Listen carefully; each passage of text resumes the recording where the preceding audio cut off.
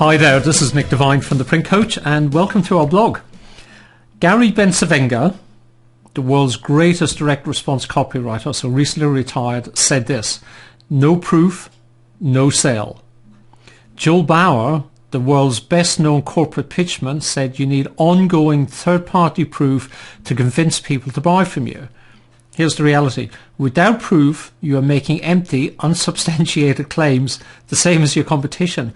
When you have an abundance of proof, people are more likely to believe you and have faith in you, and that gives you tremendous power in a selling situation, because without that proof, you lack the power you need to get the sales you need. When you use case studies effectively, you build your own credibility with your buyer, because what they see you're dealing with a professional.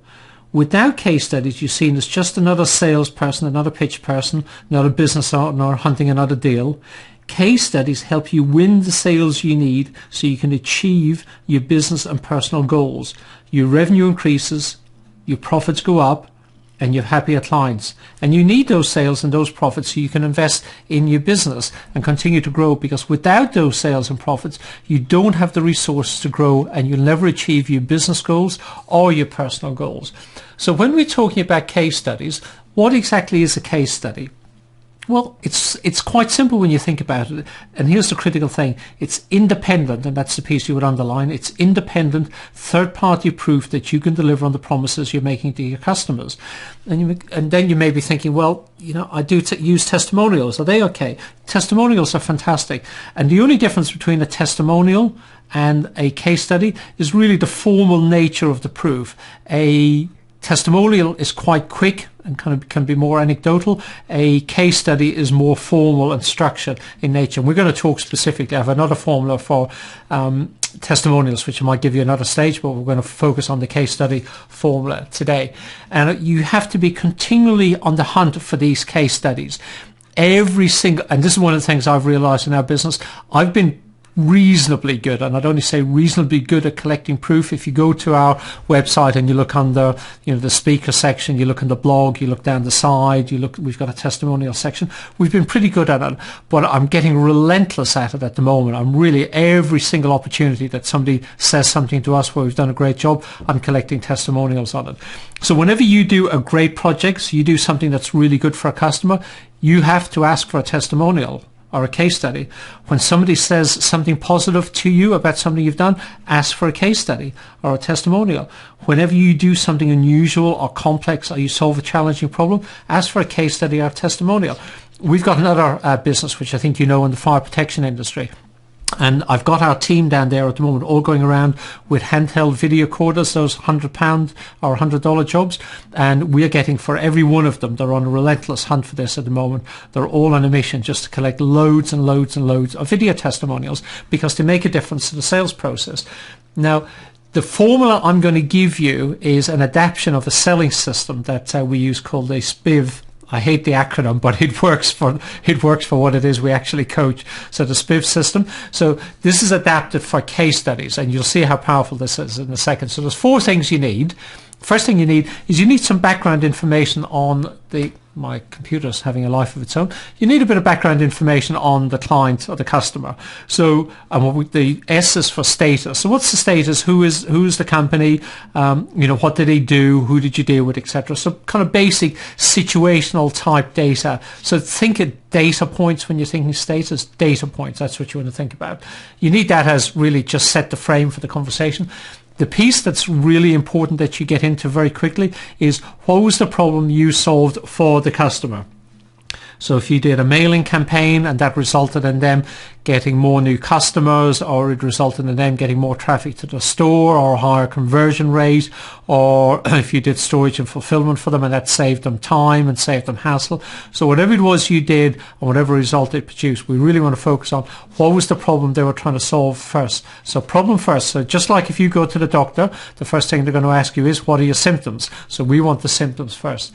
The next thing we want to know the implications of the problem. Now, normally in selling, if some client gives us a problem, what we typically want to do is rush in with the solution. So the client's got a problem, we're salespeople, we give them the solution.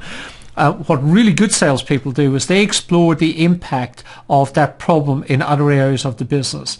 So where else would they have wasted time or wasted money or got an inferior result apart from the specific area where we were working in.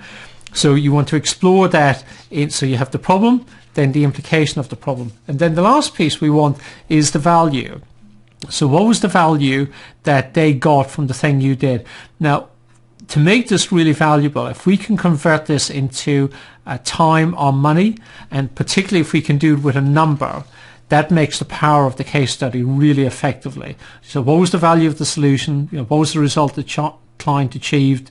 What was the amount of money they saved? What was the amount of time they saved? What was the amount of money they made? Where did they recover time they were wasting it before? With a number on it. So the client says to you, the way we used to do this before, it used to take us 10 hours a month. We now do it in 4. So we've saved 6 hours a month. That 6 hours a month is really valuable, and we can use that in other places in our marketing material. Or, when we've done this campaign before, we normally get 7% of the list to come to our store. This time we got 11% of the list to come to our store. And actually the way we did the mailing itself, it costs us less money. So we spent less and we made more. That's brilliant. And the company that did that for us, we love them to pieces. We couldn't say enough nice things about them. And if you've got those problems, you should go talk to them as well. That's what you want. Now, if you can get people, so get the structure of the case study out. And if you can get people to say something that substantiates that case study testimonial on video, capture them. I've got now in my briefcase, I've got a Panasonic, is it Limix? I can't remember what it is. I'm going to get this name wrong. I think it's Limix. It's the high-end kind of lens camera. I'm talking $100, not a lot of money. But it shoots a really high quality video. I've got a big memory card, so I've got that in my briefcase the whole time. And I've also got one of those Kodak flip alternative cameras, another $100, $150. And wherever I am, so if I'm at a conference, I'm with a client, I'm out and about, and somebody comes up to me and says, oh, really love the stuff you do, I get them on video. And I'm relentless about it because that proof is really powerful. And you want to be doing the exact same thing. Now, I've prepared a handout that summarizes everything we discussed. So in one page, you've got all the key points in there. In order to get hold of that, if you've been following my blog for some time, and I guess most of the people that are on our blog are fans, so they come back regularly. That seems to be the case. I recognize a lot of the names on a lot of the blog posts, which is fantastic. So it says we're delivering value and people like what we do, and that's really good news. Here's what I want to know this time. What did you learn? So number one, and where are you going to use this strategy to convert more of your sales opportunities into prospects by using compelling proof? So what did you learn? And where are you going to use the proof you're going to create to sell more? Because what this is, if you think about the sales cycle, it's what we call find, win, keep, and grow. So find is lead generation, win is sales conversion, keep is customer loyalty, and grow is account expansion. This proof piece is part 2. So the sales, so the find, win, so the win, where you win, where the sales conversion piece happens. This is where you need to use this piece, and the more proof you have, the higher your conversion rates will go. So if you can get your conversion rates from 25% of all of your opportunities up to 30%, that makes a huge difference, because those sales and that money flows to your bottom line. Your costs haven't increased, your cost of sales haven't increased, your infrastructure hasn't increased. You're just making more money with the exact same infrastructure. So it's a really important piece to have in your arsenal, and if you have it and your competitors don't, and you and I both know most of your competitors don't have great proof or great compelling case studies, you will have a competitive advantage in your marketplace. And everything we're giving you on this blog are all designed to give you little edges here and there, and it's all those little edges get you from the middle of the race to across the finishing line first, and that's where you want, because that's what's going to bring the money into your business, is going to enable you to get the resources into your company, so you can then free up more of your time to spend more time working on your business and spend more time having a life and more time with your family and more time on your hobbies. So this is a really important piece. I've really enjoyed sharing this with you. We're big on this, as I was saying, in our company at the moment. I want you to be really big on it as well, because it's going to help you.